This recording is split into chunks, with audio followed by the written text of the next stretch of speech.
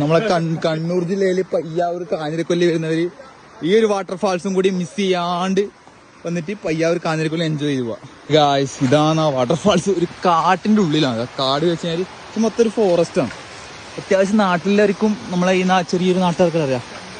ഇങ്ങനെയാണ് ഇതിലേക്ക് എൻട്രി ചെയ്യുന്നത്.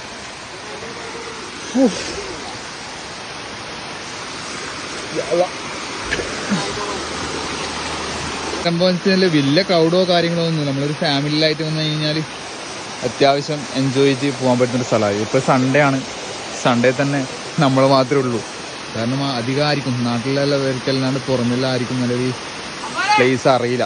കാഞ്ഞിരക്കൊല്ലത്തിന് മുമ്പ് ഒരു 4 കിലോമീറ്റർ ബേക്കിൽ ഒരു താഴിലേക്കൊരു ഇറക്കമുണ്ട്. ആ ഇറക്കം ഇറങ്ങിയതിന് ശേഷമാണ് നമുക്ക് ഈ ഒരു വാട്ടർഫാൾസ് കിട്ടുക.